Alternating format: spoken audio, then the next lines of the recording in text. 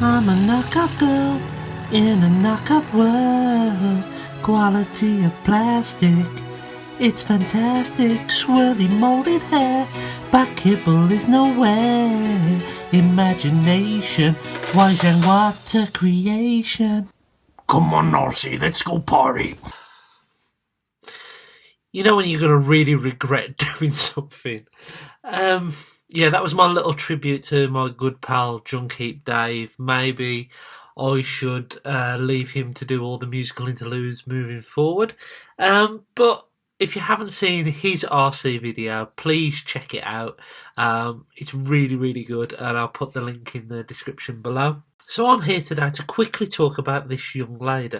This is the Wei Jiang oversized Arcee, and it's the oversized version to the Generations or Takara Legends version that was released a good couple of years ago. As you can see between these two, and you do get the accessories with her as well, which I'll go through in a moment, there is a little bit of difference, especially in the colour. You can see this is much more of a baby pink. That just might be on the Takara version. I haven't seen the Hasbro one. But you can see that the colour is a lot more cartoon accurate on this one. I'll switch it around because the light's hitting it. On this Arcee, on the official version, than it is on this version. This is more the animated colour of Arcee. Now, I don't know if you can see the face sculpts, but this one looks a little bit simplified. It hasn't got as much detail as this Arcee. So please keep that in mind when you get this figure. What I will say about a face sculpt, she looks a little bit soulless. This Arcee has got character. It feels like Arcee. It looks like Arcee, despite the silly swords, which I know IDW fans will really like, but not really G1 accurate. Her face is a little bit, as I say, soulless, which is a bit disappointing. So she does come with her accessories. She comes with two swords. These ones have a little bit of gunmetal colour on there. You have a pink blaster. Now the original pink blaster doesn't have any paintwork on, so that's an addition from Wei Jiang. And then you've got a grey blaster here with some silver underneath. Sorry, a black blaster here with silver underneath. The original one is grey. And you can see what I mean now about the difference between the two swords. There's a bit of paint on there. Wei Jiang have made an improvement. On the original, people disliked this bit of back kibble that was here. And this part here, they didn't like it. Wei Jiang have actually made that removable, which is pretty good, which makes the silhouette a little bit cleaner. If you're into that sort of thing, to be honest with you, I've only taken this off for the video. I display her with her back kibble still on. So let's talk about plastic quality. Plastic quality is very good. It's a strong 7 or 8 out of 10. Joint wise, let's go through articulation and I'll tell you about the problem that I've got on mine. So head does go backwards and forwards. It can also do a full 360. Arms are on a ball joint and could do a 360 if it weren't for this back kibble. Mine are a little bit, are they loose? They feel loose in places, but not others, almost like the ball isn't round. The elbows do a bend. Very tight joint there. Just good. The hands aren't articulated, they're just moulded and there's no wrist swivel. Thighs can go all the way there and all the way back on both sides. And you do get a bit of kind of in and out because of transformation. You can make a ballet dance if you really want to. Now we get to the problem on mine. Now the knee should bend and go all the way up like that. This knee basically snapped. I took it out the box, I transformed it, and as soon as I touched this joint, it just collapsed. It looks as though there's been a moulding problem on mine, where the actual joint section has been melted together. I've contacted the person who sold me this, and you know what, he's been brilliant. He is sending me either a part, a new leg, or a full replacement. I'm not quite sure because I did order in from AliExpress and there is a bit of a language barrier there.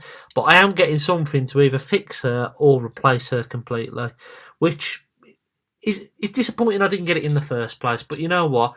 I've seen a lot of videos on these. I know a lot of people who've had them, and I think it was just my bad luck. I don't think it was anything to do with poor build quality or anything like that. I think it's simply down to bad luck. I've had robots that have been really, really badly built and have broke straight away. It's just one of those things, unfortunately, and it was my time with this one. Ankles do go up and down, like so. And that's it for articulation, really, with her.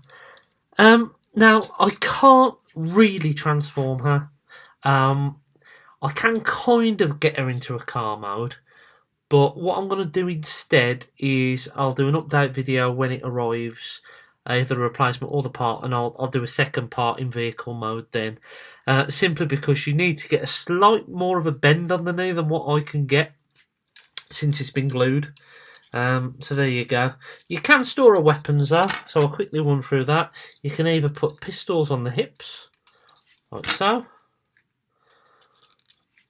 and you can get her to hold her blades.